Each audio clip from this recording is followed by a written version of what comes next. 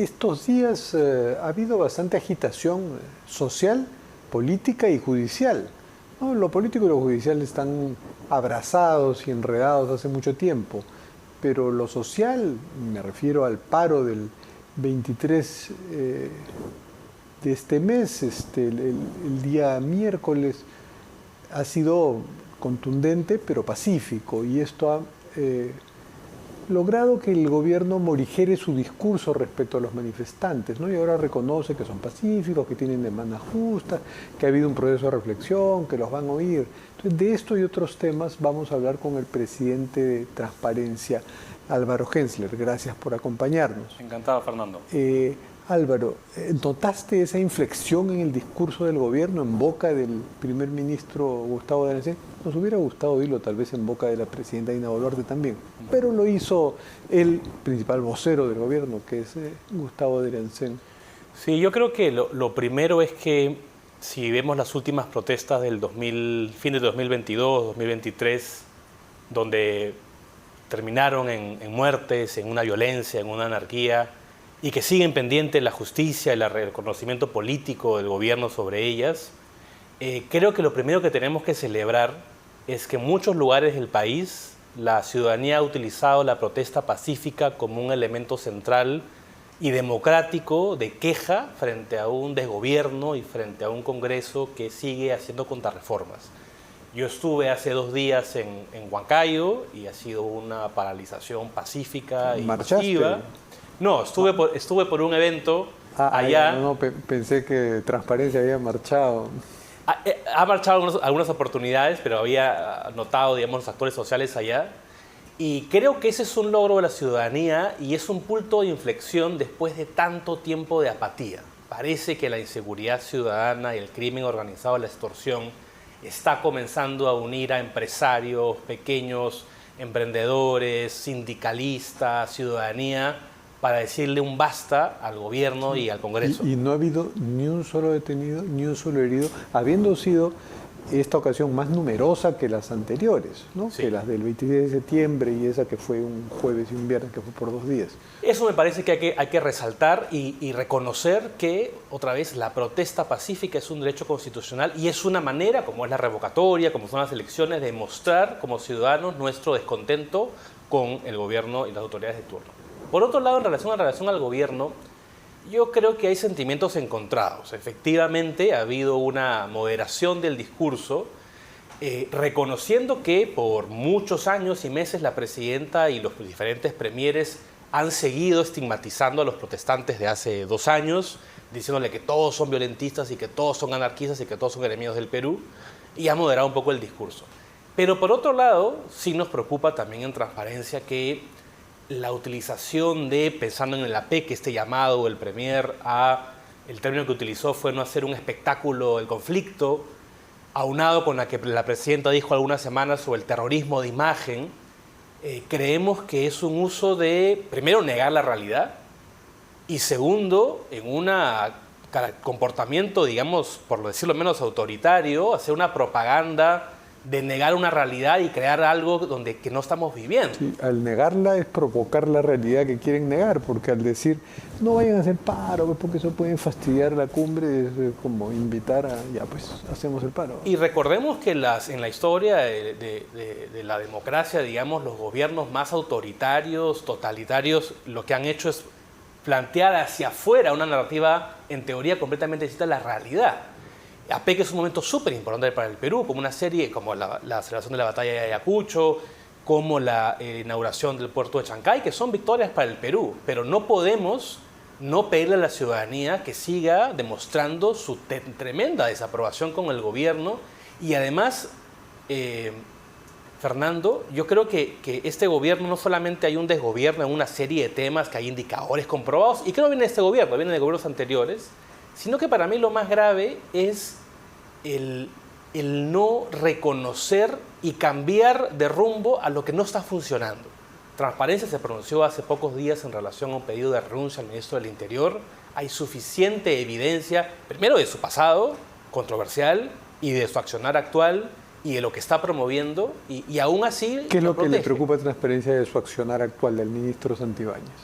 Bueno, claramente, hay medidas efectivas, ¿no? Por ejemplo, esta medida de pedirle a los venezolanos un contrato de trabajo y alquiler es estigmatizar a alguna persona del extranjero con una medida efectivista de corto plazo y no atender los elementos o lo de las motos, fondo. Lo de las motos, ¿cómo lo ve Transparencia? Sí, no somos especialistas en seguridad, ¿no? Pero lo que quiero decir con esto es que en vez de... A ver, hay una serie, cuando tú hablas con expertos en seguridad, hay una serie de planes de lo que se tiene que hacer y más bien se pronuncian cosas muy efectivistas de corto plazo para la tribuna, ¿no? Más bien lo que hay es un espectáculo del gobierno, querer maquillar de medidas efectivas que no están generando Pero sospecho ninguna... que la preocupación por el ministro Santibáñez no va por qué tan efectivo es en la lucha contra el crimen, sino por otras cosas que está haciendo, ¿no? Tal vez con un poco brazo político de preocupación del Ejecutivo, que no tienen que ver con el crimen, sino con las investigaciones de la presidenta. Por ahí me imagino que hay una preocupación de transparencia. Y por ejemplo, ¿no? Es absolutamente indignante e increíble que no se capture, digamos, a Vladimir Cerrón.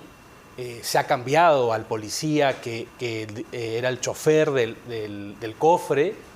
La presidenta, después de 100 días de no declarar, de una conferencia de prensa donde me parece que maltrata a la prensa preguntándole el nombre y apellido del periodista, tomando nota en su cuaderno de una manera creo que amenazante, y además no admitiendo preguntas tan simples frente a un caso, el líder de su partido que llegó al gobierno, declarado corrupto, que está fugado hace un año, y donde hay evidencias de que el auto presidencial fue un lugar, que hay una hipótesis que estuvo ahí el prófugo, y que la respuesta de la presidenta sea es mi vida personal. Creo que la presidenta se equivoca de sus labores constitucionales, de que al usar ese carro, ella no es una persona que tiene que salvaguardar su vida íntima, es de que respetar la Constitución y generar transparencia. Nosotros creemos que esa movida del policía de una manera hasta ahí es una jugada burda que además como es una confesión de que hay un problema que no pueden dar una respuesta clara. Y lo mismo sucedió con los Rolex y lo mismo con la cirugía, y es lamentable que un gobierno con tan poca aprobación, a pesar que ellos piensan que no la tienen, no tenga un extremo en su uso de la transparencia para al menos recobrar alguna sintonía con la ciudadanía y poder gobernar en los meses que le quedan. Incluso podremos presumir que en estos momentos la principal preocupación de la presidenta es la cumbre APEC y cómo va a lucir su gabinete y ella y el gobierno en eso, y se está perdiendo de vista la necesidad de llamar a la población a que la acompañe en ese proceso y no más bien, no vayan a hacer paro, no vayan a hacer paro. Pero hay otro orden de preocupaciones que imagino que son muy importantes para transparencia, que tienen que ver con el diseño del Estado y lo que se pretende hacer con peso en la presidencia, ¿no? Ha propuesto el Ejecutivo una ley que haría una reforma a este Consejo para la Reforma de la Justicia que se creó durante el gobierno de Vizcarra, ¿no? Que ya la creación de ese organismo indica pues como que una falta de respeto a la independencia de los poderes, ¿no? Porque que otros se metan en la reforma de la justicia sin un criterio técnico, sino más bien político. Bueno, ahora la presidenta propone reforzar su papel en ese consejo, haciéndose la presidenta indelegable de ese consejo. O sea, la presidenta que está investigada por el Ministerio Público sería la que dirija un consejo con miras a reformar el Ministerio Público y el Poder Judicial. Hace algunos meses hicimos, por los 30 años de transparencia, una conversación a la interna de la Asamblea sobre el problema de la justicia en el Perú. Y claramente hay una serie de problemas, se le llama judicialización de la política o politización de la justicia. El Ministerio Público, tenemos una nueva fiscal, esperemos que pueda hacer unos nuevos tiempos, ¿no? Denunciada constitucionalmente por 3 congresistas, ¿no? Es cierto. Y en esa conversación encontramos una serie de elementos estructurales, y quizás uno de los hallazgos más importantes en esa conversación, recuerdo, fue que ya desde la época del gobierno de Fujimori en los 90 y desde la época de Toledo se intentó una reforma de la justicia, y por una serie de razones es una reforma absolutamente incompleta. Con lo cual, por un lado, efectivamente hay una urgencia por reformar, haya menos impunidad, más ágil en la resolución, con mayores criterios independientes, pero a la misma vez nos resulta preocupante que un gobierno con este nivel de legitimidad y aprobación y el mismo nivel del Congreso pretenda hacer un cambio tan importante y hacerlo rápido. Ahora, en ese entonces, ya que has señalado antecedentes históricos importantes, que fue lo del Seriajus, Sí. sí se realizaron algunas reformas propuestas por esa comisión, que fue muy técnica. Por ejemplo, y le faltó lo político. El modelo acusatorio que prima en el Ministerio Público y que quiere revertirse con esta última ley, se estableció por un resultado del informe de ese Seriajus, ¿no?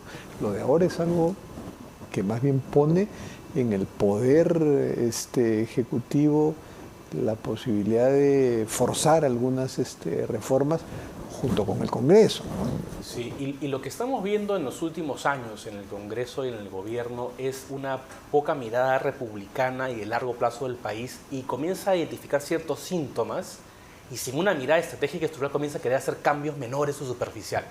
El caso de la seguridad es evidente, el caso de las motos, de los venezolanos. Cambios constitucionales, pero con nombre y apellido. Con nombre y ¿no? apellido. Ahora en Transparencia estamos elaborando con miras al proceso electoral del 2026, que va a ser una superelección. Tenemos una asamblea la próxima semana para identificar cuáles son los riesgos principales electorales y políticos en los próximos 18 meses. Hemos hecho un primer borrador y, por ejemplo, uno de ellos es querer interferir en la autonomía e independencia del Poder del Jurado de Elecciones, ¿no? Y hay algunos proyectos de ley que, como ven un problema específico de una persona, quieren hacer cambios específicos. Bueno, ahí estamos avanzando, ¿no? Afortunadamente ayer la Corte Suprema eligió al vocal que sería el presidente del Jurado de Elecciones en unas 2 o 3 semanas, sí, que se vence el plazo de Salas Arenas, que pasa a retiro, ¿no? O sea, eso, digamos, está caminando. Pero hay otra cosa preocupante, ¿no? Que en el Congreso 3 congresistas, Fernando Rospigliosi de Fuerza Popular, Alfredo Surín de Somos Perú, José Cueto de Honor y Democracia, han presentado una denuncia constitucional contra los 4 fiscales supremos. Sí. Y acá es preocupante, estamos entrando a un tema de pleito personal y de inventos, de acusaciones, simplemente para que aquel que no piensa como yo, no está en mi bando, pueda utilizar el poder político para poder sacarlo. No hemos perdido en el país, y eso es relativamente reciente. Con todas nuestras deficiencias democráticas en las últimas décadas, sí hemos llegado a un punto de tergiversar el Estado de Derecho. Hoy encuentras cualquier constitucionalista que te defiende cualquier causa si se asemeja a tus intereses, y eso es sumamente grave, ¿no?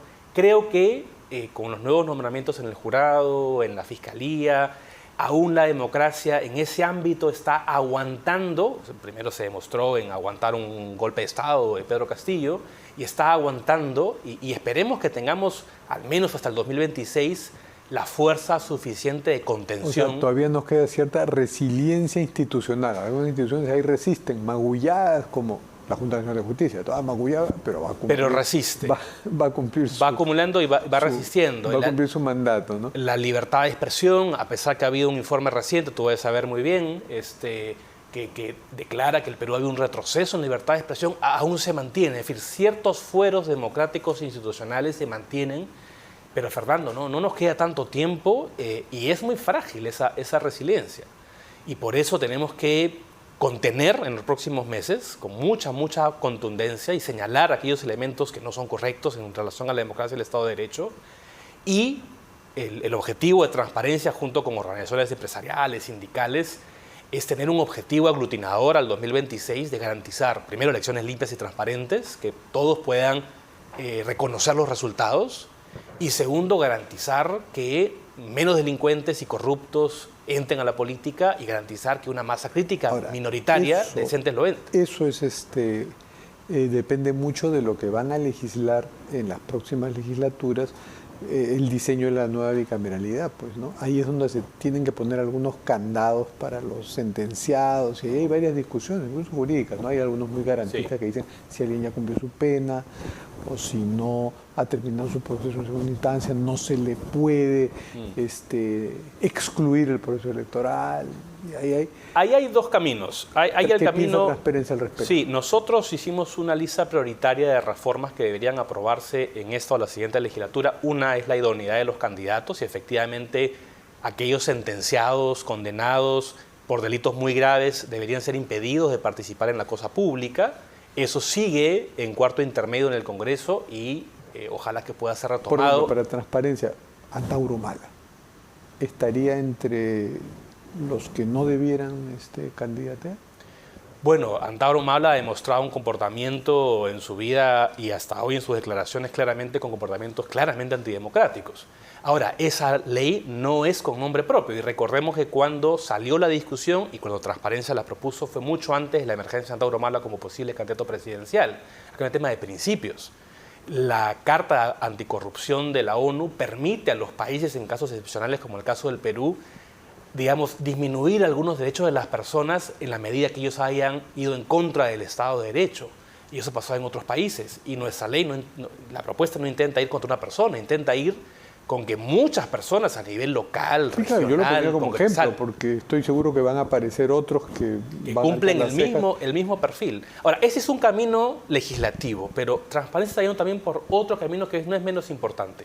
La semana pasada hemos hecho un lanzamiento de una herramienta que se llama Radar Tolerancia Cero, en consorcio con Empresarios por la Integridad, el IPIS, Proética y Transparencia, y hemos creado un primer demo, una primera herramienta tecnológica, donde tenemos 17 bases de datos públicas y vamos a filtrar toda la información de los candidatos y utilizando inteligencia artificial, darle a la ciudadanía de manera visual y transparente y muy amigable los antecedentes de todos los candidatos que se van a presentar.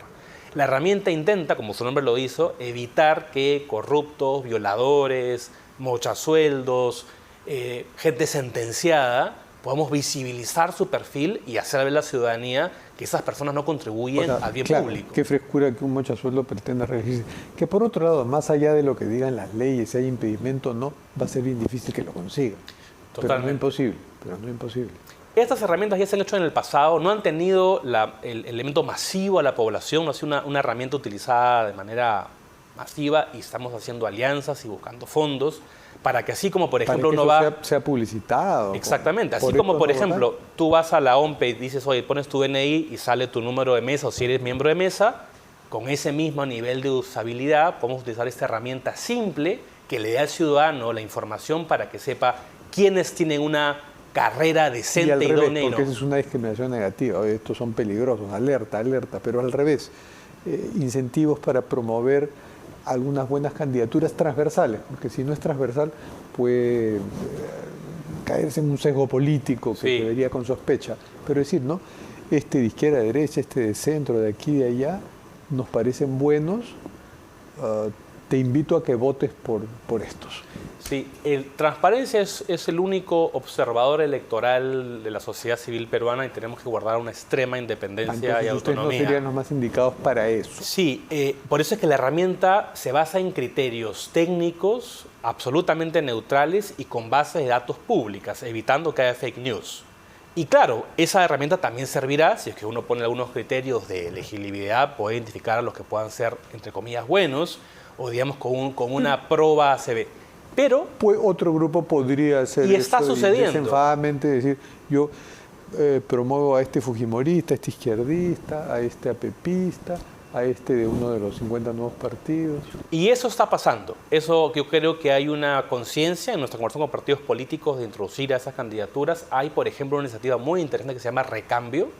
Es una iniciativa relativamente joven que lo que está buscando es formando a potenciales candidatos al Congreso de todos los partidos políticos y con ciertos filtros.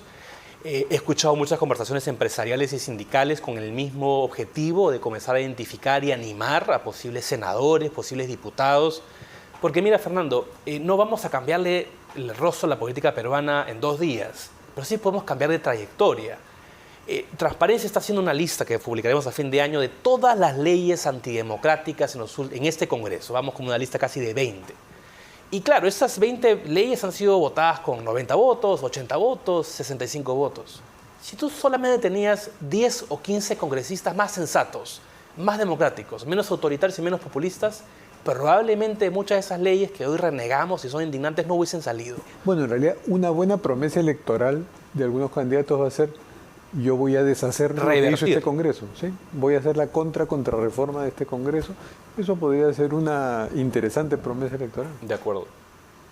Y Transparencia, en una anterior entrevista me comentabas que quiere alentar Esto que he oído entre políticos, también hay una tendencia hacia adoptar esto de los frentes presidenciales, ¿no? Para estimular las alianzas, pero no bajo la norma que hay ahora que obliga a que todos los partidos que se alíen fusionen sus listas, sino que acá que cada uno presente su lista al Congreso, pero sí se unan en una cabeza, en un candidato. Sí, en los últimos meses hemos tenido un diálogo con casi todos los partidos políticos que están en el Congreso, los nuevos partidos políticos. ¿Y están de acuerdo?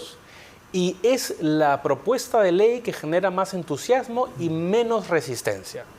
Es interesante que la lideresa de Fuerza Popular, en una entrevista en el extranjero hace poco, incluso mencionó que ella estaba pensando candidatear y mencionó la idea de candidatear. Dijo, todavía no lo he decidido. No lo he decidido. Todavía no lo he decidido. Pero no lo sé si es que en otra de sus otras aventuras electorales lo habrá propuesto, pero propuso esta idea de ir junto con otros partidos en coalición. Que es algo novedoso para Fuerza Popular que nunca ha ido no lo había dicho. Nunca ha ido y lo mismo hemos escuchado, ya es público, lo ha mencionado Sagasti, lo ha mencionado López Chau, lo ha mencionado López Aliaga. López Aliaga.